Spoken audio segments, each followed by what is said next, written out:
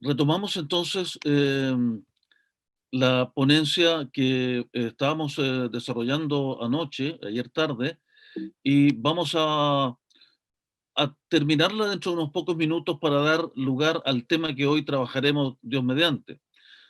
Solamente recordar que partíamos la conferencia ayer señalando que estamos en el mismo punto de partida en que estuvo Charles Darwin hace 161 años atrás, cuando estructura su teoría de cómo surgen las especies en la Tierra. No el origen de la vida, que lo veremos luego. No, las especies. Pero las especies a nivel de familia. Las especies de caninos, las especies de equinos, las especies de porcinos, de cabrinos, que dentro de ellas van teniendo variación. Pero las formas distintas. ¿Por qué los caninos son distintos a los equinos? ¿Por qué los equinos son distintos a los porcinos a los cabrinos? Esas formas, al día de hoy, como leemos acá abajo, actualmente, el problema de las formas biológicas permanece sin resolver. Esto está publicado ahora en 2020 en esta importante revista científica que es Teoría en Biociencia. Esta es una realidad. Entonces, cuando se dice que está absolutamente claro y que es un hecho, la evolución de las formas biológicas no lo es. No lo es. Lo que es un hecho es que dentro de los grupos hay cambios y los caninos producen caninos, pero eso es dentro del mismo grupo. Pero eso no es bajo los mecanismos evolutivos darwinianos como explicábamos ayer. Entonces, es importante tener en cuenta esto porque al comienzo, como la ciencia lo ha comprobado, cuando surgen todas las formas distintas, tantas formas distintas, y luego solo hay una diversificación dentro de cada forma, en ese punto donde surgen mucho más formas de las que nosotros conocemos hoy. Y la disparidad, o sea, la diferencia entre un grupo de animal y otro, fue primero, antes que la diversidad. Por lo tanto, el esquema gradualista de que primero fueron organismos simples que se fueron complejizando en el tiempo, eso no es real. En el registro fósil aparecen primero los organismos muy dispares, y eso es en el Cámbrico, y luego, dentro de cada grupo, por ejemplo, de los felinos, se van produciendo distintas variedades de especies, pero con un patrón genómico común, con genes reguladores en común, que no pueden ser saltados, que no pueden ser cambiados. Entonces, en esta categoría de orden, clase, filum, no hay cambios. ¿Dónde están los cambios? Desde familia hacia abajo, que de acuerdo a la concepción bíblica en el Génesis, es en hebreo original la palabra min. Los min fueron los creados, no cada uno de estos gatitos y felinos, no, el min, el que representa genómicamente a la familia que luego después puede diversificarse en distintas especies. Por lo tanto, el modelo es top-down, desde arriba hacia abajo. Primero los grupos y las formas, y luego las especies dentro de las formas. Eso es lo que existe en el registro fósil y eso es lo que la ciencia ha logrado determinar. Y eso es absolutamente compatible con lo descrito en Génesis, creadas las formas y luego la diversidad. Les voy a mostrar aquí algunas formas que desaparecieron, porque cuando fueron creadas fueron muchísimas más de las que conocemos hoy. Y entonces estas curiosamente han ido desapareciendo en el tiempo, algunas muy extrañas, que para quienes trabajamos en zoología las encontramos hermosas. A veces uno que otro estudiante me dice, ¿cómo usted, profesor, puede encontrar hermoso esto? Bueno, yo lo encuentro hermoso porque tiene un diseño tan distinto a lo conocido. Esto está en registro fósil, pero hoy día ya no lo tenemos. Se llamaba marrela. Este otro, tan distinto y diferente a lo conocido. Y los investigadores que lograron encontrar fósiles de esto, uno de ellos dijo, bueno, esto es bastante anómalo. Y de ahí salió el nombre del animalito. Y le pusieron Anomalocaris. Otro, Alucigenia. Seguramente alguien dijo, uy, esto es alucinante. Bueno, pongámosle Lucigenia. Y ahí está, Alucigenia. Hicieron un video movible de cómo pudo este animal haberse desplazado. Un animal que hoy ya no existe, pero que es bello, que es hermoso. Todo lo hizo hermoso en su tiempo. Y muchos más animales de los que hoy hay. Entonces se da cuenta que esto es al revés. Surgieron muchas formas al comienzo, de las cuales han ido desapareciendo, y no han ido apareciendo más formas. Eso es lo curioso. Este otro también, muy extraño, Opavinia, muy distinto a todo lo que conocemos hoy. En fin. Y otro aspecto importante es que los fósiles, que en algunos casos están perfectamente retratados allí, eh, son muy, muy similares a los mismos animales que conocemos hoy. Por ejemplo, este insecto es equivalente en sus formas a lo que aparece en el fósil. Y se supone que han pasado una cantidad enorme de años. Este cangrejo cacerola fósil también, morfológicamente, ahí está, muy equivalente a los cangrejos cacerola de hoy. Tiburón actual y un tiburón fósil, altamente similares. Este pez pulmonado, que también está presente en los registros fósiles, tiene las mismas características morfológicas. Por lo tanto, si se dice que son centenares de millones de años, aunque eso hoy ¿no es cierto?, está en entredicho, pero sigamos el supuesto, ¿cómo es entonces que funciona la evolución si permanecen prácticamente iguales? El celacanto, un pez fósil que habría vivido hace unos 240 millones de años. Sin embargo, en 1948, unos pescadores con una red de arrastre capturaron un celacanto vivo en las costas sur frente a Sudáfrica. Entonces, ¿cómo es esto? 240 millones de años desaparecido y ahora el celacanto vivo. Ahí después hicieron algunas incursiones y algunos buceos y ahí hay un buzo tomándose una fotografía submarina junto a un celacanto vivo. Y resulta ser que este pez se decía, y se dice en los libros de, ¿no es cierto?, biología, en fin, de zoología, que habría sido el ancestro de los anfibios, porque tenía aletas lobuladas similares a apéndices para caminar. Pero una vez que ya apareció, esa teoría se queda sin base, sin respaldo. Este hallazgo tremendo, aquí hay un celacanto actual que ha sido, ¿no es cierto?, trabajado con taxidermia para exhibirlo en un museo, fue publicado en la revista Nature. Ahí está la publicación, un espécimen publicado. Por lo tanto, desde las mismas filas del evolucionismo hay autores, este es un autor evolucionista, Michael Ruse, o sea, ateo, él dice, no lo dicen los creacionistas ni los religiosos, no, de la misma fila del evolucionismo, dice Michael Ruse, el darwinismo funciona más como religión que como ciencia. Hay mucho más historias, hay situaciones más bien contadas como el érase una vez que veíamos ayer, pero no hay un fundamento concreto. Y argumenta que la teoría de la evolución siempre ha funcionado más como una forma secular de religión que como teoría científica. Este libro que estoy mostrando aquí es un libro bastante usado en universidades anglosajonas y tiene la virtud de ser honesto en una de sus páginas iniciales. Dice este libro, la evolución biológica es un hecho. Uno podría decir, bueno, está todo corroborado, comprobado. Pero luego tiene unas contradicciones fantásticas. Dice, pero las muchas teorías, recuerden que yo hoy les presenté 9, en realidad ha habido más de una docena, yo les presenté solo las más relevantes. Entonces, ¿cómo es esto? Se dice que es un hecho, luego habla de las muchas teorías. ¿Y qué más? Y que además están en conflicto. Pero ¿de qué conocimiento serio podemos hablar entonces? Entonces, pero sin embargo yo creo que es encomiable la honestidad del libro, ¿no? En el fondo podría haber puesto aquí, queremos creer que la evolución es un hecho. Ahí habría quedado mejor, ¿no? Habría quedado mejor. Esta prestigiosa revista de filosofía de la ciencia escribió este artículo en 2011, El destino del darwinismo, evolución después de la síntesis moderna. Y voy a traducir lo que presenta en el abstract, el artículo. Dice, trazamos la historia de la síntesis evolutiva moderna y del darwinismo genético para mostrar por qué ya no sirve como estructura general de la teoría evolutiva. ¿Se acuerdan los artículos que veíamos ayer, los congresos que trataban de partir de nuevo? Veamos la otra traducción. El darwinismo debiera haber seguido el camino de otras grandes ideologías del siglo XX, como el marxismo o el freudianismo.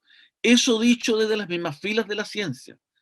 No es que algún creacionista esté enojado con estas teorías, no. Es la realidad de los resultados de las investigaciones. Mientras más ciencia hemos ido adquiriendo en el área de la biología, más ha quedado al descubierto que había más creencia que ciencia en las teorías. Bien, vamos entonces a lo que vamos a revisar Dios mediante hoy. Rápidamente una visión respecto a los orígenes del universo y de la vida. ¿Cómo explicar los orígenes? Y entonces nos enfrentamos a lo que revisamos ayer desde el punto de vista de la filosofía y de la ciencia. Las preguntas que establecen el cómo, ¿no es cierto?, en sus inicios, y las que establecen el por qué. Para quienes tal vez no estuvieron ayer, dar un pequeño ejemplo de nuevo. Uno podría preguntarse, ¿cómo es que existo y vivo? Ah, bueno, porque me alimento y mi cuerpo usa el metabolismo, ¿no es cierto? Y hay reacciones bioquímicas y química orgánica en las células que van degradando el alimento, liberando la energía, y la célula utiliza esa energía para construir sustancias y me va manteniendo vivo. Bien, perfecto. El cómo, ¿no? Hay fisiología, bioquímica, química orgánica. Bien. Pero pregunto, ¿por qué es que existo? Ah, es distinto. No podemos explicarlo científicamente, porque eso está hablando de causas teleológicas, las causas originarias y los propósitos. Eso no puede ser explicado por ciencia. Pero lamentablemente el cientificismo entra a explicarlo y entonces ya ahí cuenta historias y narrativas que están más bien dentro del ámbito de la ciencia ficción, pero no de la ciencia. La ciencia seria ha hecho muy buenos aportes y lo sigue haciendo, pero siempre dentro de sus límites, respondiendo a los cómo.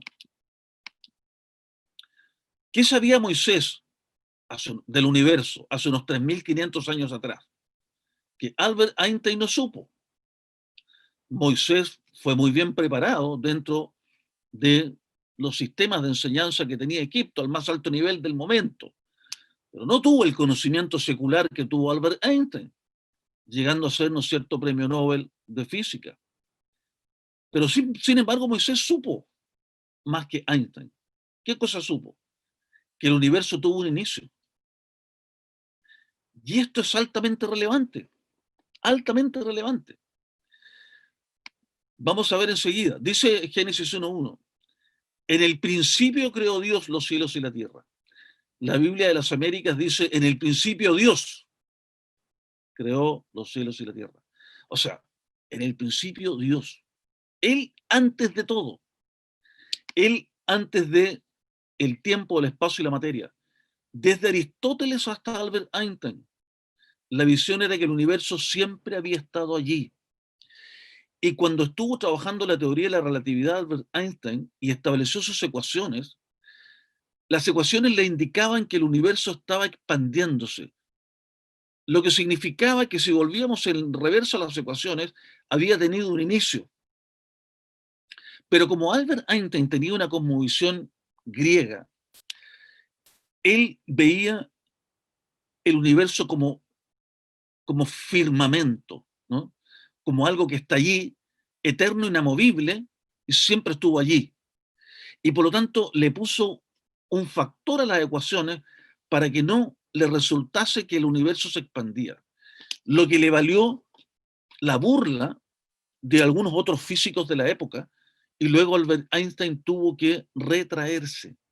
Si hubiese leído Génesis 1:1, Einstein no habría tenido necesidad alguna de arreglar sus ecuaciones para que el universo no se expandiera, porque allí aparece, en esta metanarrativa completa, de que Dios cree el universo de la nada y de ahí el universo empieza a expandirse.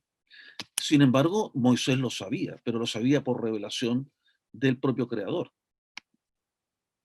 Dios está fuera de la dimensión temporal del universo, está fuera de la dimensión espacial del universo y fuera de la dimensión material del universo. Por lo tanto, no es la materia lo primero. La materia viene como consecuencia de Dios en su ámbito espiritual eterno. La Biblia asegura que el tiempo fue creado. Para nosotros es muy difícil entender la ausencia de tiempo, porque somos seres temporales y todo funciona en base al tiempo. Pero la teoría de Albert Einstein señala, ¿no es cierto?, que el tiempo y el espacio actúan en conjunto y de alguna manera, ¿no es cierto?, se entiende de que son dimensiones de este espacio-tiempo en donde la materia también interactúa y que la Biblia asegura que el tiempo fue creado. Dice 1 Corintios 2:7, sino que hablamos sabiduría de Dios en misterio, la sabiduría oculta desde antes de que el tiempo fuese. Interesante. Otro texto, 2 Timoteo 1:9, por la gracia que nos fue dada en Cristo Jesús, desde antes del principio de los siglos. Otro texto, Tito 1:2, con la esperanza de la vida eterna, la cual Dios, que no puede mentir, prometió desde antes del principio del tiempo. O sea, la Biblia nos habla claramente de que el tiempo es una dimensión más como el espacio y la materia. Nacimiento del tiempo, del espacio y la materia, de la energía. Ahí hay una reflexión de un gran físico chileno, ¿no es cierto?, que al ser consultado, eh, cómo se explica el surgimiento del tiempo, el espacio, la materia, la energía, y él da a conocer las teorías. Hay muchas teorías respecto, ¿no es cierto?, una de ellas es el Big Bang, que en un aspecto muy menor se relaciona con el primer versículo bíblico de que hay un inicio, pero en muchas otras cosas no corresponde. Sin embargo, él va explicando en estos modelos cómo surge. Y luego la periodista le pregunta, ya, pero ¿qué hay desde antes de ese surgimiento del tiempo, el espacio, la materia y la energía? Este físico teórico mundialmente reconocido dice, antes de eso, Dios. Y no me pregunte más. Creación de la nada, ex nihilo. Dios está fuera. Por lo tanto, no está sometido al tiempo, ni a la materia, ni al espacio. Y ahí están los problemas que presentó Stephen Hawking. Toda su vida siendo un genio desde el punto de vista de la intelectualidad, teniendo una capacidad de generar teorías y generar conocimiento del más alto nivel, él se enredó, Hawking, en su cosmovisión de querer eliminar a Dios de nuestro conocimiento, de la existencia. Un periodista le consultó, bueno, ¿y usted por qué no cree en Dios? Y él estaba en una situación muy en desmedro, por supuesto, desde el punto de vista físico. Tenía, ¿no es cierto?, esta enfermedad ELA, que es tremendamente dañina y que va matando a la persona de a poco, eliminando, ¿no es cierto?, las neuronas motoras. Y le dice, desde ese estado, le dice, ¿cómo voy a creer en Dios? Mire cómo me tiene en esta silla. O sea, en el fondo él parecía, ¿no es cierto?, daba a entender que estaba enojado con él, con Dios. No es que lo negara, sino que tenía como un enojo personal. Y él intentó eh, tratar de generar unas teorías que eliminaran el origen. Porque si hay un origen, si hay un inicio, entonces necesariamente tenemos que recurrir a que una causa poderosísima fuera creó el tiempo, el espacio, la materia y la energía. Pero si no hay un inicio y todo es como los griegos decían, una manera circular, y todo va como reciclándose, y de que el universo se expande, luego vuelve a su origen y vuelve a expandirse, y entonces Stephen Hawking luchó contra eso, trató de eliminar el origen y creó un tiempo imaginario, no existente, y también generó matemáticas inexistentes, matemáticas que no existen, falsas, para intentar respaldar sus teorías. Porque efectivamente él quería eliminar el Génesis 1:1. En el principio, Dios, que está fuera del tiempo, espacio, materia, crea la materia, el espacio y el tiempo. Y él mismo, Hawking, se preguntaba, ¿por qué existe orden y no caos en el universo? Eso simplemente le tendría que haber bastado. Otra cosa que los físicos han detectado es la sintonía fina en las leyes del universo. Quienes estén mirando esta ponencia y que tienen tal vez menos de 35, 30 años, les va a ser difícil entender lo de la sintonía fina, pero los que son de mi edad recordarán que había unos receptores de radio antiguamente, que uno tenía que mover la perilla y corría, ¿no es cierto?, un dial hasta el punto donde uno lo quería, el 91.3, por ejemplo, ¿no? Pero si caía en el 91.2, entonces no se escuchaba, era una suerte de chicharreo, ¿no es cierto? Entonces tenía que haber una sintonía fina para poder exactamente llegar a la radio que queríamos escuchar. Bueno, los físicos dicen que el universo está hecho con sintonía fina, con una exactitud enorme para que la vida pueda existir. Desde los átomos hasta las galaxias. Solo dos ejemplos. Desde los átomos. La relación del electrón a la masa del protón es tan exacta como esta, una en 1836. Si esta relación fuera más grande o más pequeña, las moléculas no se pueden formar. Si las moléculas no se forman, bueno, si no hay átomos, no hay moléculas, si no hay moléculas, no hay materia, si no hay materia, no hay universo, no hay tierra, no existe nada, no habría nada, absolutamente nada. Por lo tanto, desde el átomo hacia adelante, la relación es finísima para la existencia de la materia. Y luego después, a nivel universal, la gravitación universal y el perfecto equilibrio de fuerzas entre las galaxias, las estrellas y los planetas, que era la admiración de Newton. Nosotros estamos en la Tierra, ¿no es cierto?, corriendo una velocidad fantástica por el universo, a más de 100.000 kilómetros por hora. Los otros planetas también. Y la galaxia a su vez también se va moviendo a una velocidad enorme. ¿Cómo es que no colapsa todo y chocan todos y queda un desastre mayúsculo? Pues no. La gravitación universal mantiene todo en un perfecto equilibrio.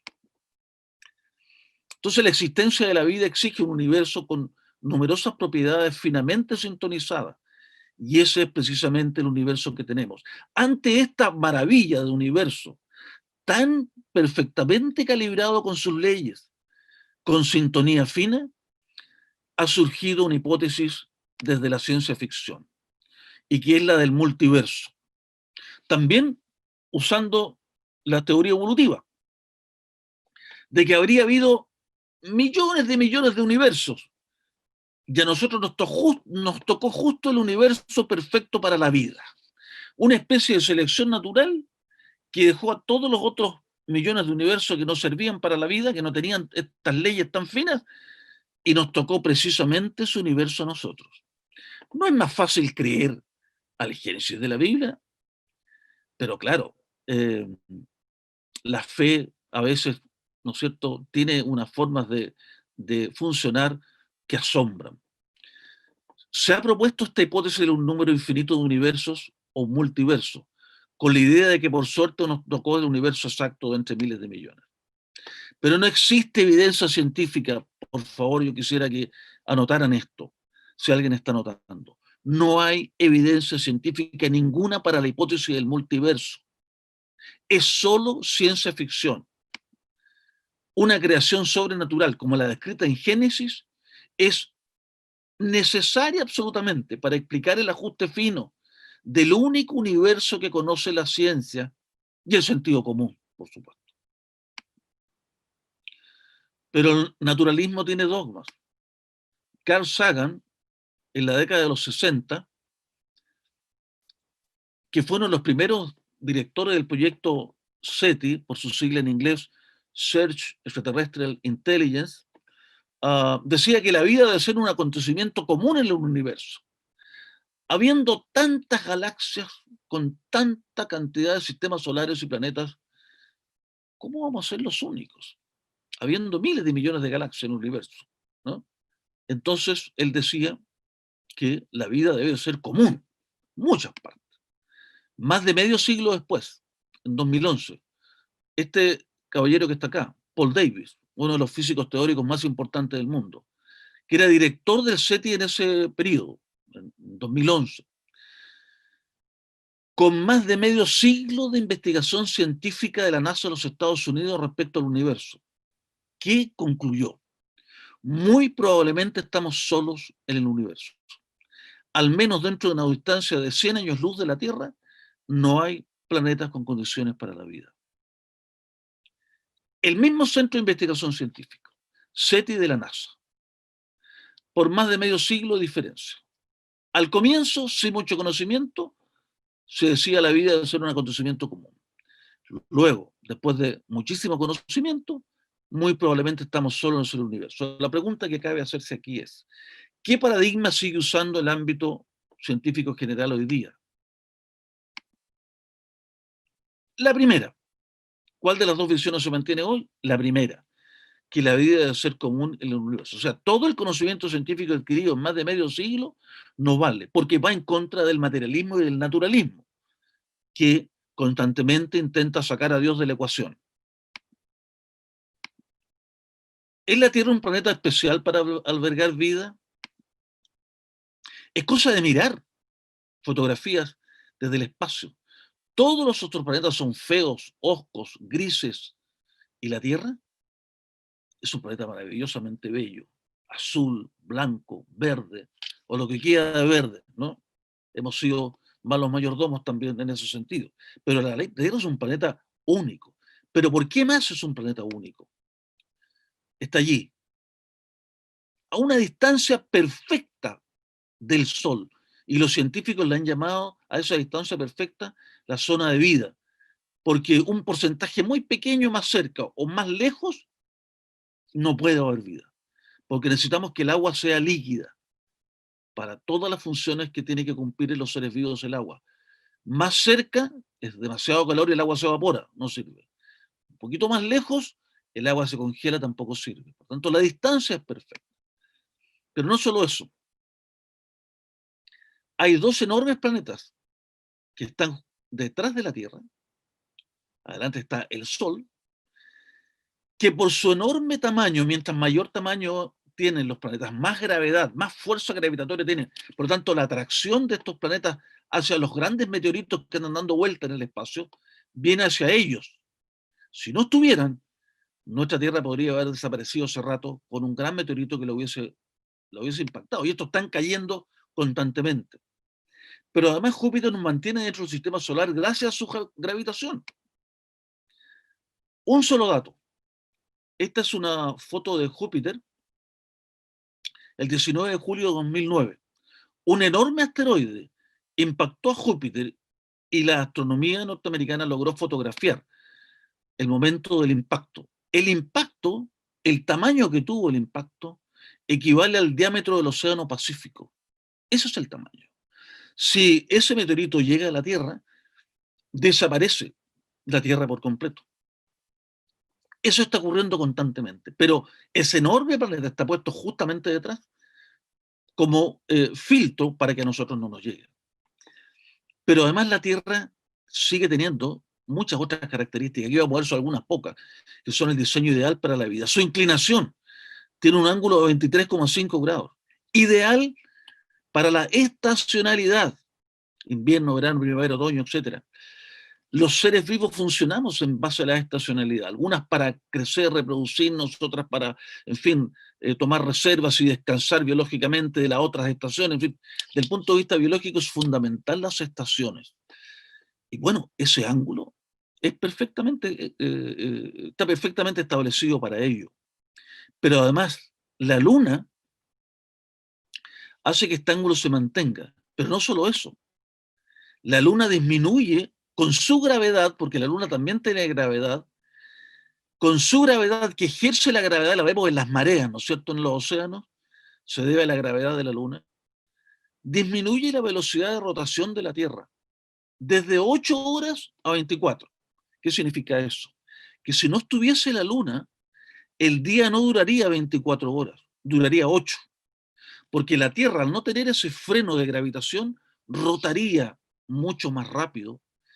Y por supuesto que los vientos sobre la Tierra serían enormemente, fantásticamente rápidos, no permitirían la vida. Por tanto, la Luna también, con su accionar, hace que sea un ciclo perfecto, 24 horas ideal para la vida. Un planeta único. Y Génesis señala que es un planeta único. Dice Génesis en 1:3:10 la escritura que Dios ordena la Tierra y genera condiciones ideales para hacerla habitable. Pero también Isaías 45:18 nos dice, cuál fue la intención que Dios tuvo con la tierra. Dice, Él es Dios el que formó la tierra, el que la hizo y la compuso. No la creó en vano para la vida. Los otros planetas del sistema solar fueron creados en vano para la vida, pero no en vano para la interacción desde el punto de vista de la gravitación universal, porque están ordenadamente puestos allí para mantenerse en órbita. Pero fueron creados los otros en vano para la vida. Pero la Tierra no fue creada en vano, sino que fue creada para ser habitada. Quienes han estudiado ecología en el colegio o la universidad saben que el hábitat es el concepto fundamental en ecología. No puede haber vida si no existen hábitats. Los hábitats son los que permiten la existencia de la vida. Y la Tierra está llena de hábitats, desde las altas montañas hasta las profundidades del mar. La ciencia lo reconoce en muchas publicaciones. El único planeta del sistema solar capaz de sustentar organismos vivos. Gaidos 2007, en fin, etcétera. Cajan 2007. No hay otro planeta como la Tierra hasta 100 años luz de distancia, Paul Davis 2011. Pero hay otro dato más.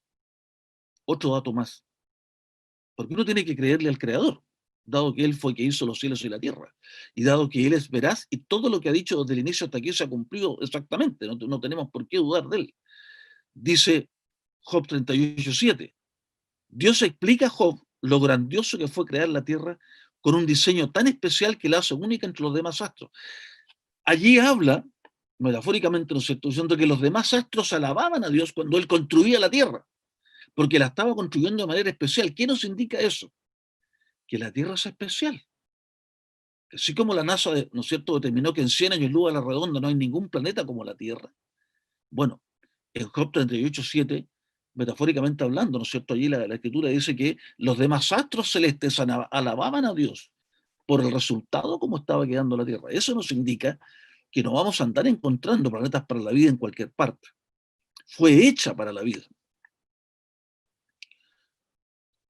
Entonces, las explicaciones que se dan, ¿no es cierto?, espurias, explicaciones materialistas, van quedando sin sustento con el conocimiento actual. Origen de la vida en la Tierra.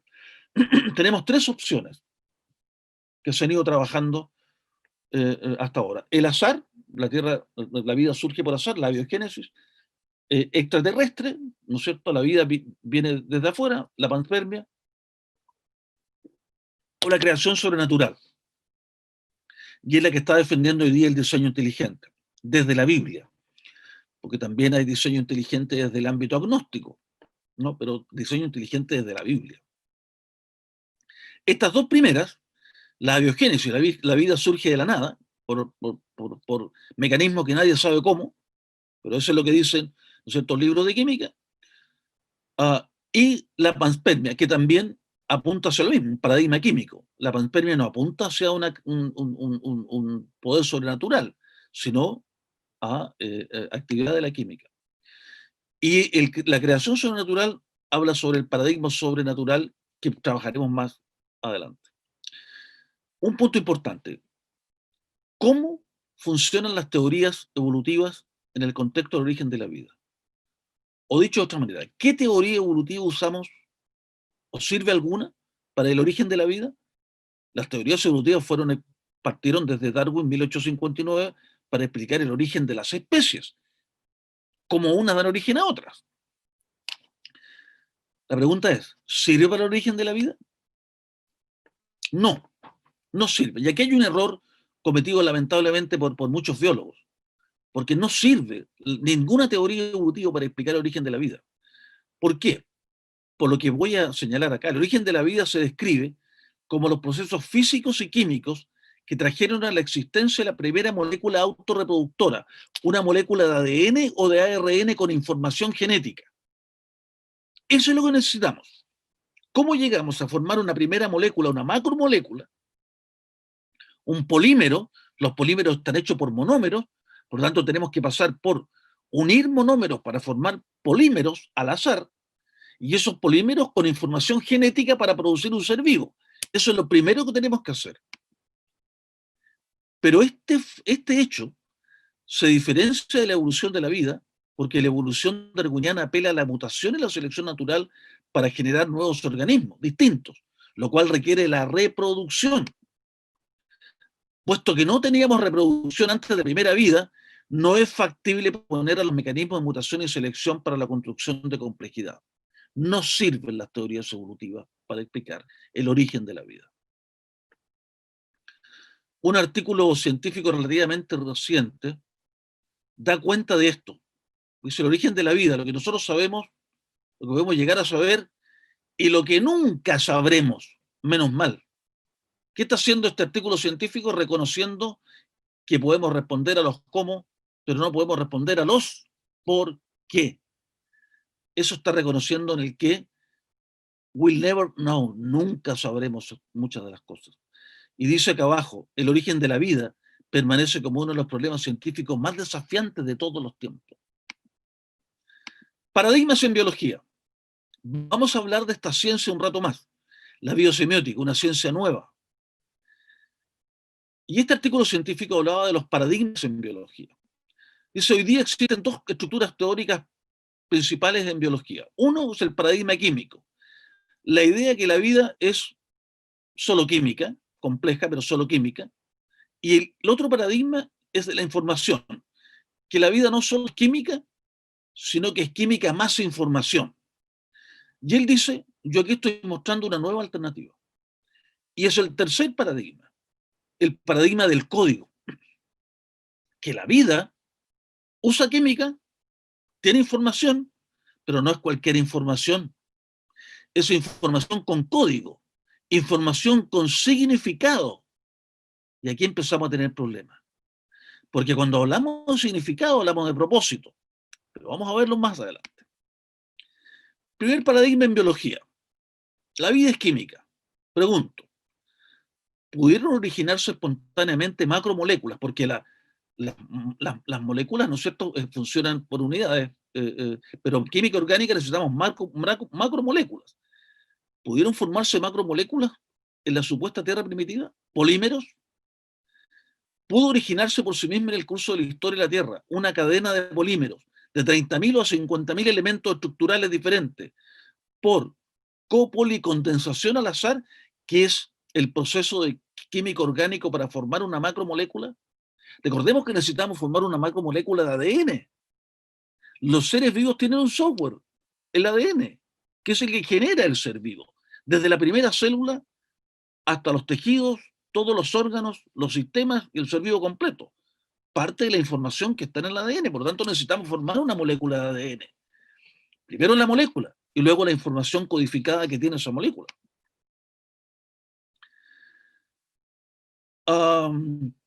Esta, ¿no es cierto?, figura que está aquí presenta algo muy simpático, esta caricatura. Hay varios científicos aquí, ¿no es cierto?, con una cantidad de aparatos complejísimos. Dicen, si yo puedo generar vida aquí, habré probado que no fue necesaria la inteligencia para formar vida en el comienzo. Hay una contradicción enorme, ¿no es cierto? Ningún científico ha creado vida. Vamos a ver inmediatamente eso. Pero aunque la llegasen a crear, cosa que es altamente improbable, dado ¿no es cierto?, los conocimientos que tenemos actuales, que no podemos generar una célula viva. Pero aunque llegásemos a hacerlo, no podríamos decir que la vida surge al azar, porque habría sido la reunión, ¿no es cierto?, de muchos científicos con altísimo conocimiento y tecnología para construirla. Pero lamentablemente se miente mucho en ciencia para poder defender el paradigma materialista y naturalista. Y hace algunos pocos años, un grupo de científicos en Estados Unidos, liderados por Craig Venter, señalaron que habían creado la primera célula. Escuchemos a Craig Venter. Scientist Craig Venter creates life for the first time in a laboratory. We're here today to announce the first synthetic cell.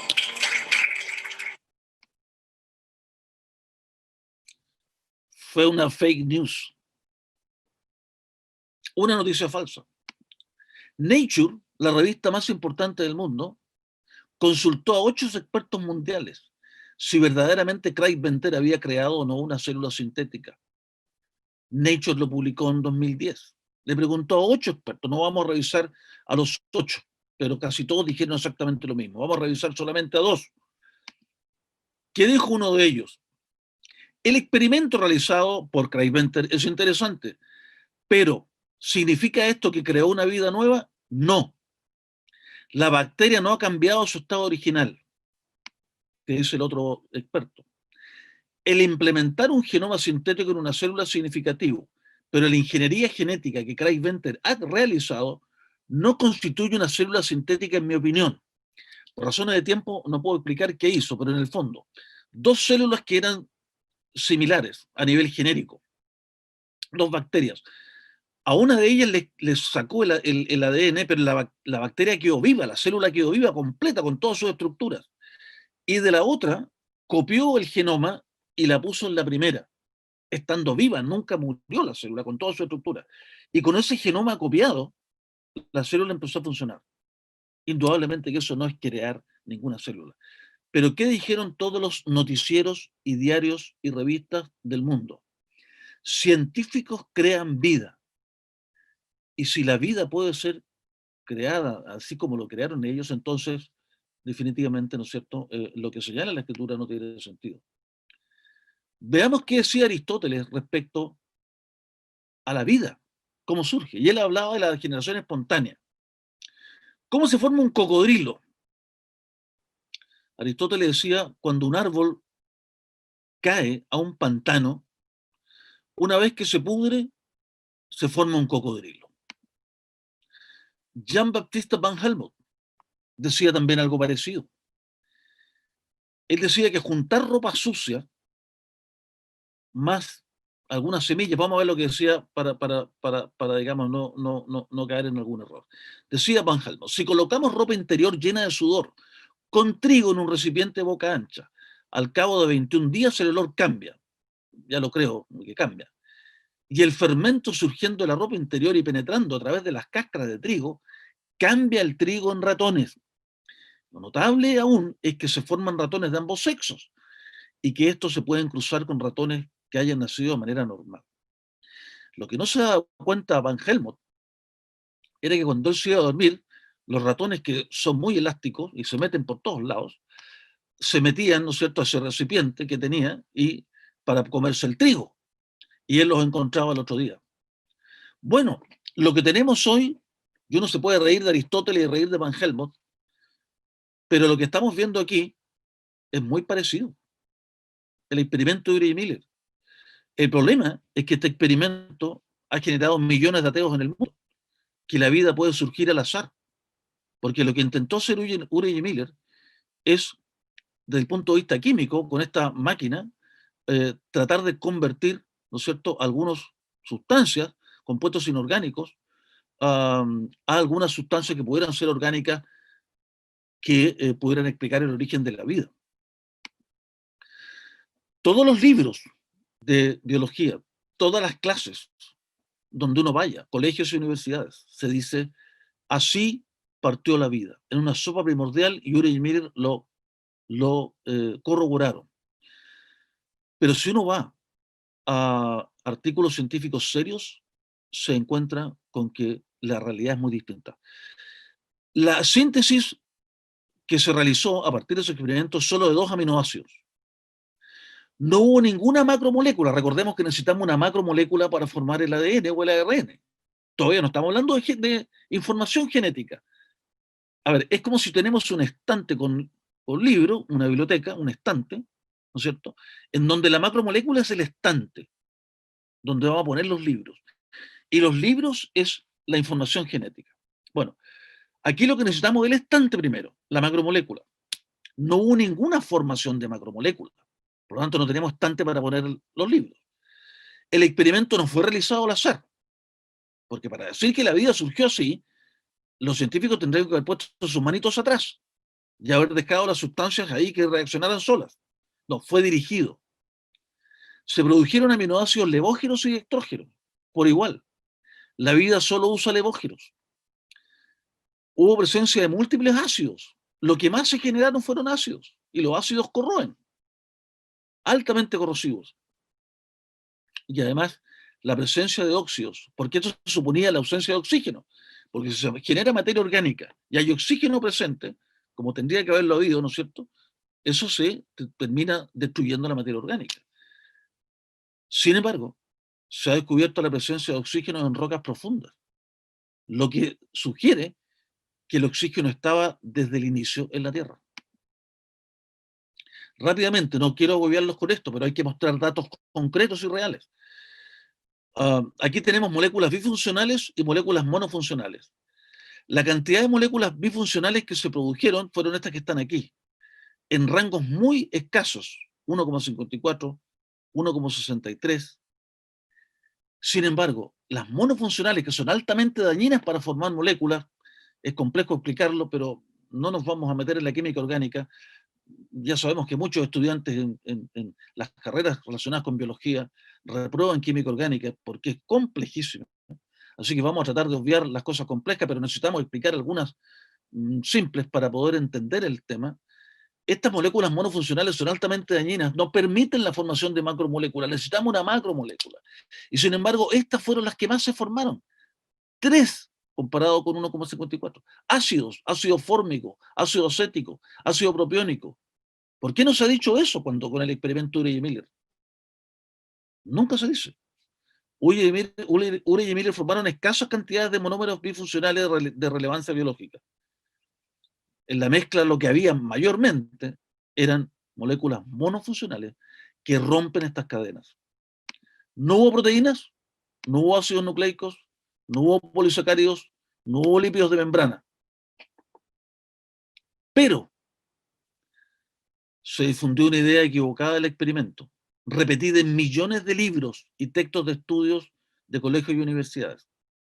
Lamentablemente, premios Nobel de Química incluidos, con su mentalidad de corazoncito materialista y naturalista, señalaban cosas como esta, comillas, mezclaron una atmósfera primitiva de metano, amoníaco, hidrógeno y helio, hicieron pasar por ella energía a través de cargas eléctricas y ondas de choque, y a continuación encontraron en el sedimento de la retorta, la famosa sopa primordial, nucleótidos.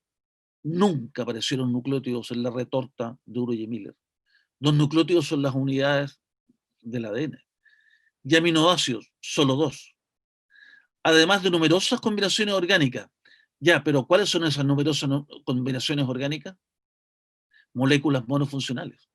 Ácidos, que rápidamente destruyeron los aminoácidos. ¿Y qué es lo que hacía Urey y Miller cuando hacían su experimento? Sacaban un par de aminoácidos rápidamente para que no fueran destruidos.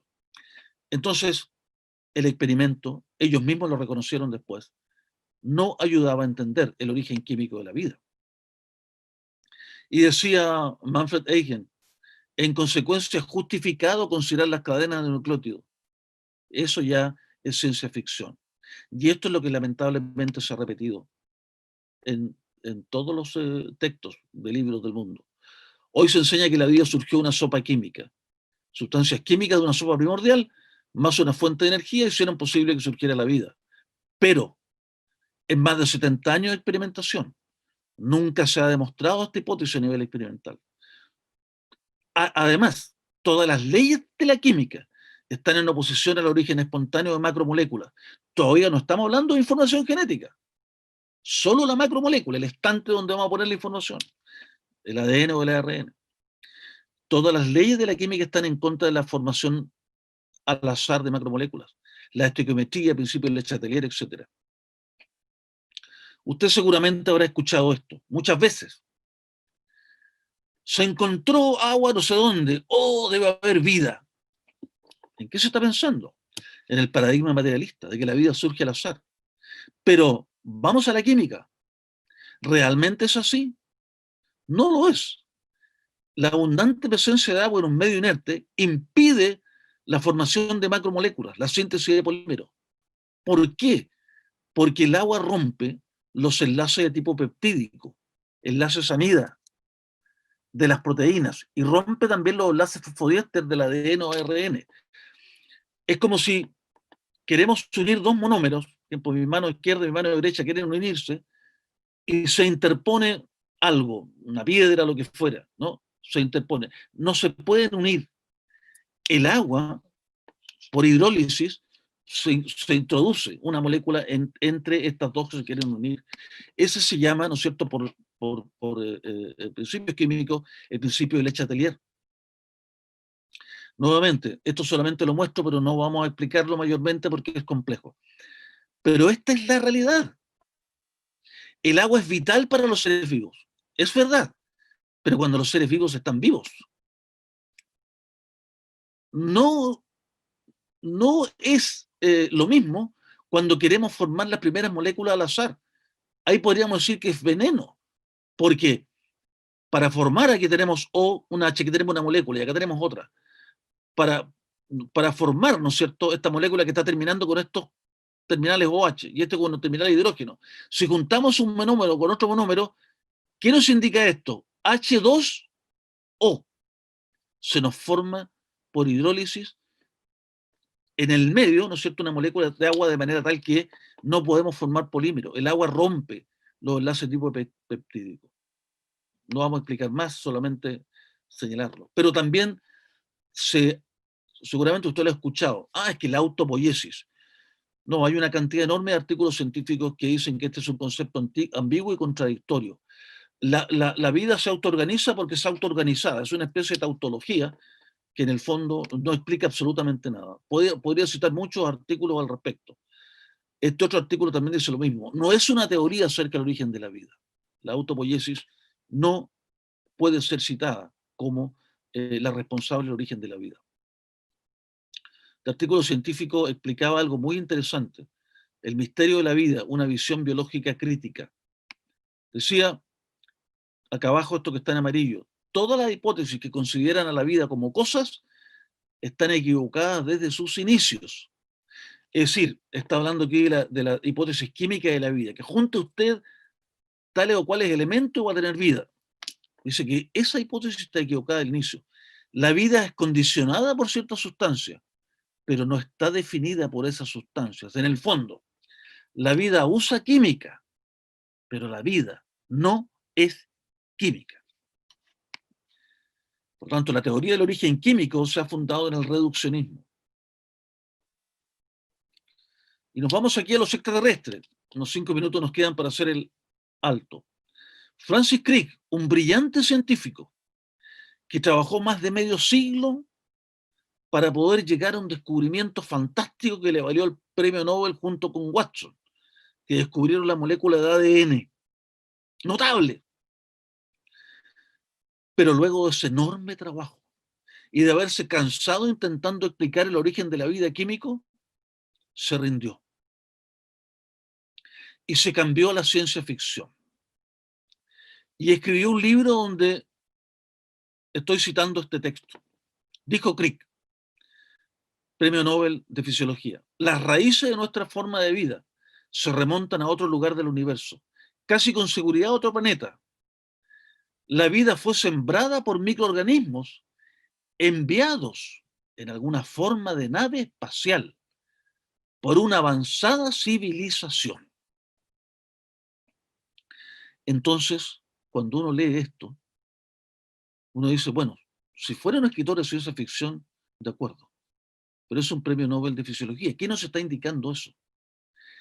Que no le fue posible, con más de medio siglo de investigación al más alto nivel, si quiere encontrar un hilo que lo llevara tirándolo hacia el punto donde puede surgir la vida por azar. Y se rinde a este tipo de explicaciones metafísicas, explicaciones de la ciencia ficción.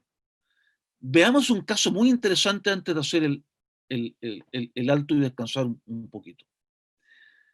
Hay un experimento, el único experimento real que se ha hecho, porque se dice que meteoritos que llegan a la Tierra podrían haber traído semillas, algún tipo de esporas, algún tipo de bacterias, y que permitieron, por lo tanto, que surja la vida acá.